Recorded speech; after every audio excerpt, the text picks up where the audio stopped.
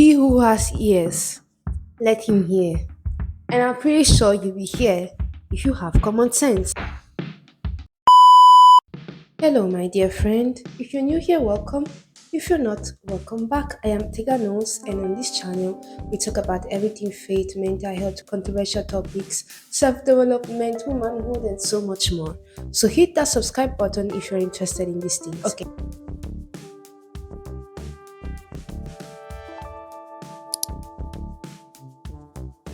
Okay, so the first friend you need to stay away from is the narcissistic friend. Narcissists are so dangerous. Narcissists are not able to see from your point of view. They are not able to put themselves in your shoes, and they are definitely not able to take accountability or say sorry when needed, or say sorry when you're in the wrong. So maybe you might try talking to your friend and say, hey, when you did this, you hurt me. A narcissist's typical response would be, well, if I hurt you, that's on you. Like when I did this, I don't think it hurted you, or that's on you. That's your responsibility. Narcissists don't care about how you feel, and a narcissistic friend would prefer losing you.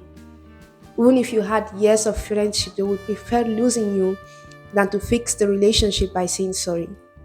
So you definitely do not want to be with a friend that cannot apologize or admit when they are wrong. Being with a narcissistic friend is the worst thing that could ever happen in your life. It's draining, toxic, and please seek help. And for some people, the damage can be enough to make them go to therapy. The second type of friend you want to stay away from is the friend that only comes to you when they need you. Do I really need to go on about this? I think it's pretty obvious. So like on a normal day to day, like they don't text you, they don't call you, they don't ask how you're doing. But one day suddenly they text and like, how are you doing? And as soon as they text you, you already know this person wants something. I think that's pretty obvious that that person is not your friend. If they only come when they need you, or only come when they can get something from you, then it's obvious that person is not your friend.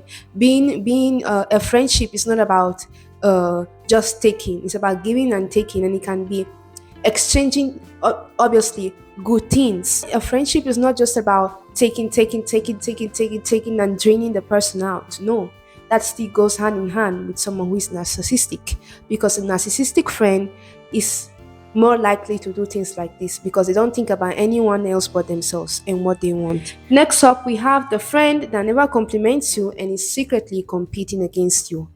Whew. When people would say a friend that does not compliment you is not your friend, that really made me reflect, because I did have friends that they didn't really show any support to like my accomplishment or what I was doing. But I would always give them support. I would always like go on the mountain, like I would always give them my full support in whatever they were doing. But when it was my turn, it was crickets. Which goes hand in hand to my next point: stay away from insecure friends. Because insecure friends are friends that are secretly competing against you.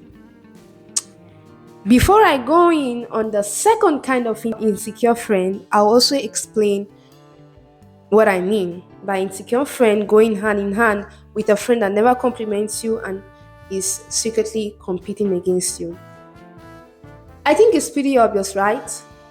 When you show full-blown support for your friend and they don't do the same thing, and you really need to sit down and ask yourself why. Because a friend that is not happy with you in your happy moments, what kind of friend is that? And I bet you, if something bad were to happen to you, they would rejoice. That is the kind of friend that you really need to look out for. And it almost reminds me of monitoring spirits, people who are only in your life to see how you are doing and to secretly wish for your downfall. So be very, very careful, because some people are not actually your friends. They are just sent by the enemy to really just destroy you.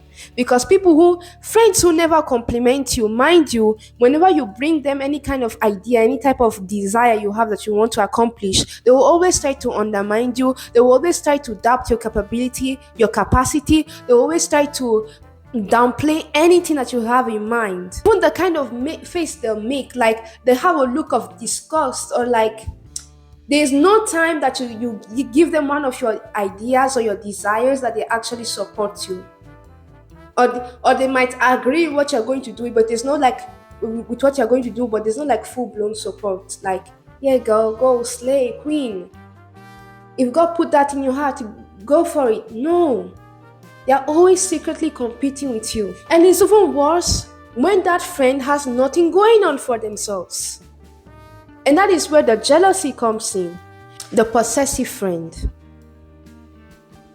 The friend that wants you all to themselves. This again goes hand in hand with the narcissistic friend. The friend that wants you all to themselves. They don't want you to have any kind of friend. They get jealous. I mean, I don't think I need to add much more to this, because this is sick. Pray for, if you have that kind of friend, pray for them, and make sure you set your boundaries with these kind of friends, because they are very dangerous. Maybe you don't get it all the time, but they do exist. Possessive friends that get so jealous whenever you have another friend, because they just want you all to themselves. If you know what's best for you, drop that friend before it's too late. At least if they do not want to change, drop them. The sixth kind of friend you want nothing to do with is the friend that is only your friend whenever you go to them. Friendship requires work. It's not easy for people to have years of friendship. That's why when, like, you see people who are friends when they are kids, like they have lots of friends when they are kids or when they are in high school, and as soon as they hit adult age, they lose many of their friends. Because the more you grow, the more you realize that friendship actually requires lots of work. It requires lots of accountability. It requires action. You can't call yourself my friend, or I can't call myself your friend if I'm not going to like be there for you, if I'm not going to defend you when people are slandering your name, if I'm not going to be a friend. Many people don't know what it means to be a friend. Someone can't call yourself your friend if you always have to be the one to go to them to be able to talk to them. It requires actions from both sides. You can't always be the one making the first move, texting first, calling first, because you can clearly see that friend doesn't really care about you and is a fake friend. Because no true friend that genuinely cares and loves you will always allow you to be making the first move all the time. What kind of friendship is that? Cat and rat? No, even cat and rat friendship. They are both active. What is this? What kind of relationship is this? Is it even friendship? My friend. So the seventh one is, I'm looking at because I wrote down my notes. The friend that knows no boundary. In any relationship, there has to be boundaries. You know your boundaries. You know why you set them there. Now, it is your duty to communicate those boundaries, and it is the duty of your friend to respect those boundaries. Okay? Now, if this friend truly loves you, cares about you, you can rest assured that those boundaries will be respected. Maybe they can break it once, maybe they can break it twice. But if it's more than twice, it's clearly not a mistake. So, friends that they don't know their boundaries, even after you've expressed it countless of times. A friend can even go out of their own way to like embarrass you in front of people. Like maybe she gave you a pair of shoes. Your friend gave you a pair of shoes. And then maybe you guys go outside to eat and someone compliments you on your shoes, and your friend is like, "Oh, I gave her those shoes. Oh, I gave him those shoes." This is also an example of when you cross a boundary, you cross a limit. I don't know if I'm making sense, but like when it comes to boundaries, like it's also in the confines of respect. Because if you respect your friend, you wouldn't put them in a position where they'll feel embarrassed, where they'll feel small next to you. But you wouldn't put them in a position where they question your loyalty, where they question your respect for them. That is true friendship. The next one is the gossiper. The gossiper, the friend that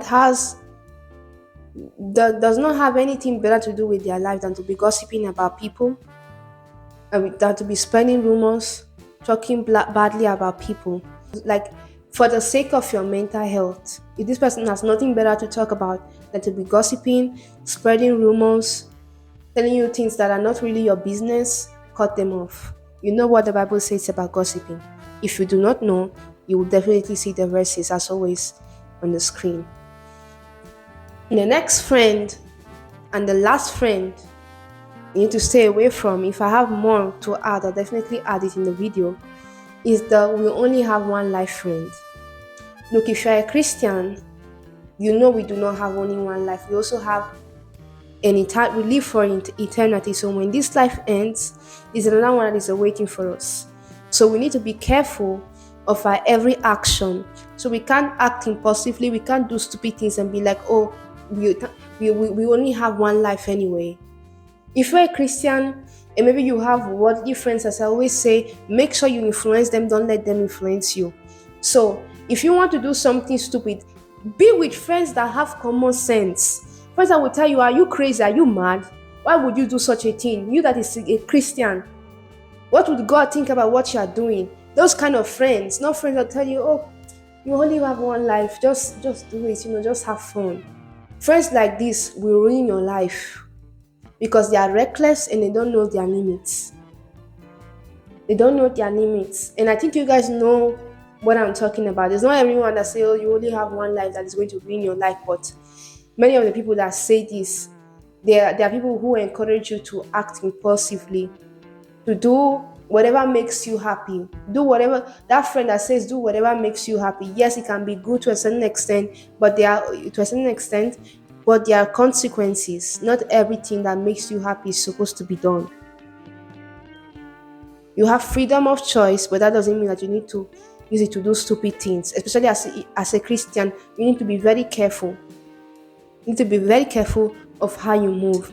And so if you watched to this point, God bless you. And I hope this video really helped you to say some things clearly.